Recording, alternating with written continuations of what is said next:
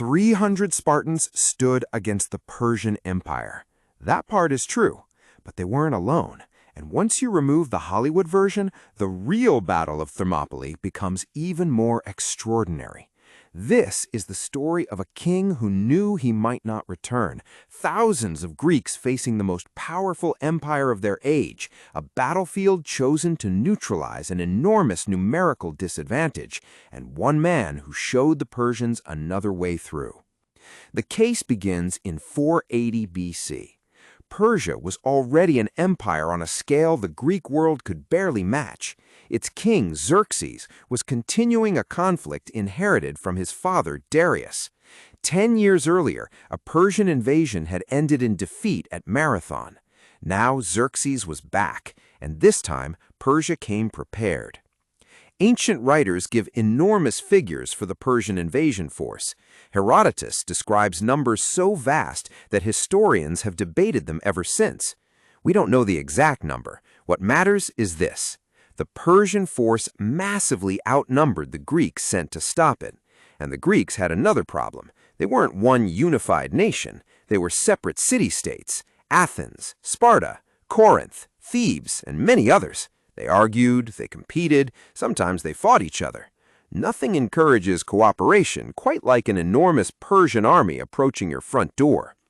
The Greeks needed somewhere that made Persia's numerical advantage less useful. They chose Thermopylae. Today, the landscape looks very different because the coastline has moved.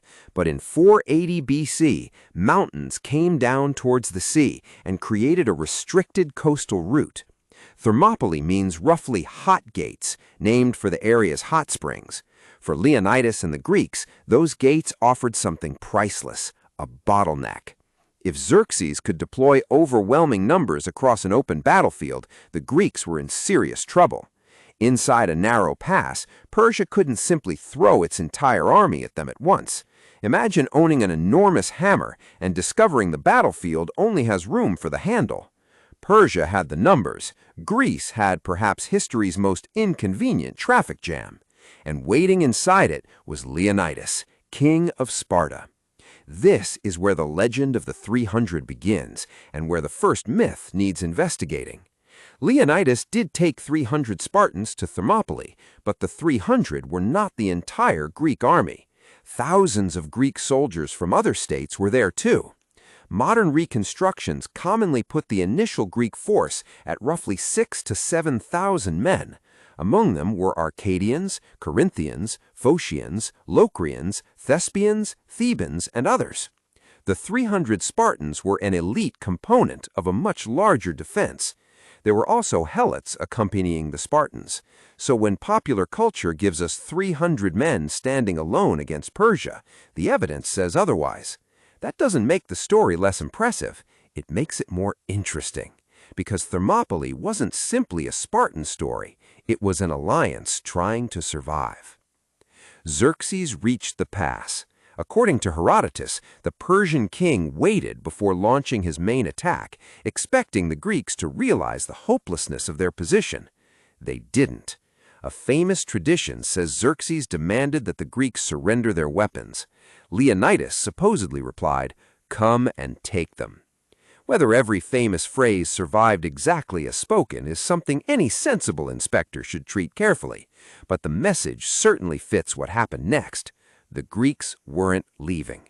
When the Persian attacks began, the geography started doing exactly what Leonidas needed it to do. Persian numbers became harder to exploit. Greek hoplites fought in disciplined formations. They carried large shields, spears, and heavy defensive equipment suited to brutal close combat. Wave after wave of Persian troops attacked. The Greeks held. Xerxes committed elite troops known to the Greeks as the Immortals. Still, the defenders held.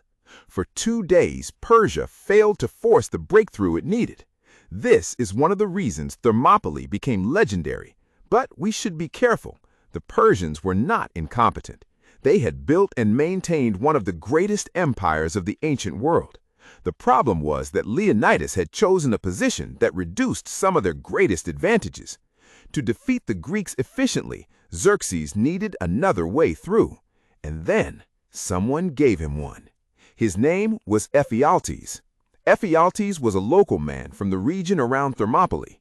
He knew of a mountain route known as the Anapia Path, a route that could take Persian forces around the Greek position. According to the traditional account, Ephialtes approached the Persians hoping for a reward. He revealed the path. Suddenly, the battle changed. Leonidas had not simply forgotten that another route existed. Greek Phocian troops had been positioned to guard the mountain path, but Persian forces moved along it during the night. The Phocians became aware of them. The Persian force continued towards the rear of Leonidas's position. The trap was closing. Leonidas now faced a decision: stay or retreat. This is where the final stand begins. Most of the Greek army withdrew. Whether Leonidas ordered all of them away, whether some contingents chose to leave, and exactly why he remained are questions ancient evidence doesn't answer perfectly. A rearguard action could buy valuable time for withdrawing forces. Spartan expectations about duty may also have mattered. Herodotus also records a prophecy associated with Delphi. Either Sparta would be destroyed or one of its kings would die. Whatever Leonidas believed personally, he stayed. So did his Spartans. But again, they were not alone. Around 700 Thespians remained. Their city had sent them to Thermopylae, and tradition records that they stayed voluntarily. A Theban contingent also remained, although ancient accounts and modern historians debate the circumstances surrounding them and their actions during the final battle. This matters because the phrase 300 Spartans has become so powerful that hundreds of other men who face the same final battle are often reduced to historical background characters. The inspector's first verdict is therefore simple: 300 Spartans, yes; 300 defenders, no. On the final day, Leonidas and the remaining Greeks knew Persian forces were approaching from behind. The battle became desperate. Rather than simply remaining at the narrowest defensive position, the Greeks advanced and fought further forward. Leonidas was killed. What happened next tells us something about how important he was to his men. The Greeks fought fiercely over his body. Eventually, they recovered it, but they were being squeezed from two directions. The survivors fell back. Spears broke. Fighting continued. The remaining defenders were eventually overwhelmed. Thermopylae had fallen. Persia had won the battle. And Leonidas was dead. But Xerxes wasn't finished with him. According to Herodotus, after the battle, Xerxes ordered Leonidas's body mutilated. His head was cut off and displayed. For a king already dead, it was an extraordinary act of hostility, and perhaps an indication of just how much resistance Leonidas had caused. Yet this wasn't the end of Leonidas's story. Decades later, Spartan tradition held that his remains were recovered and returned to Sparta, where he received heroic honors. But immediately after Thermopylae, the strategic situation looked grim. The pass was open. The Persian advance continued. Athens itself would be evacuated and then occupied and burned. If our story ended here, Thermopylae would simply be a famous defeat. But it doesn't. Because while Leonidas fought on land, another part of the Greek strategy was unfolding at sea. Greek and Persian fleets had been fighting near Artemisium. After Thermopylae fell, the Greek fleet withdrew. Then came Salamis. Themistocles and the Greek fleet drew the Persians into restricted waters, where once again geography helped reduce Persia's numerical advantage. The Greeks won a major naval victory. Xerxes eventually returned to Asia, leaving forces under his commander Mardonius. The following year, in 479 BC, Greek forces met the Persians at Plataea. This time, the result was decisive. The Greeks won. Xerxes' invasion of mainland Greece had failed. Which leaves us with the question at the center of the file. Did the 300 Spartans save Greece? Not by themselves. Thermopylae was a Persian victory. The pass fell, the defenders were killed or captured, and the Persian army continued south. But Thermopylae mattered. It delayed the Persian advance. It demonstrated what disciplined Greek heavy infantry could do in favorable terrain. And perhaps most importantly, it became a story the Greeks remembered. a king and his men choosing to remain when defeat appeared certain. But legends simplify. They have to. 300 Spartans is easy to remember. 300 Spartans alongside thousands of allied Greeks, followed by a final stand involving Spartans, Thespians, and Thebans under disputed circumstances, doesn't fit quite as nicely on a cinema poster. Hollywood didn't invent Leonidas. It didn't invent the 300. It didn't invent the pass, the betrayal, or the final stand. But history is messier than legend.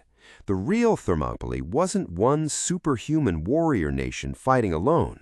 It was Greek states cooperating imperfectly against an enormous threat. It was geography being used as a weapon. It was thousands of forgotten soldiers. It was a traitor who knew the right path. And it was a defeat that became more famous than many victories. So, 300 Spartans stood against the Persian Empire. That part is true. 300 Spartans stood alone. Case closed. Not quite. But one name in this file deserves another investigation. Ephialtes, the man whose information helped turn Thermopylae into a defensive stand, into a death trap. Why did he betray the Greeks? What exactly did he tell Xerxes? And what happened to him afterwards? That's our next file.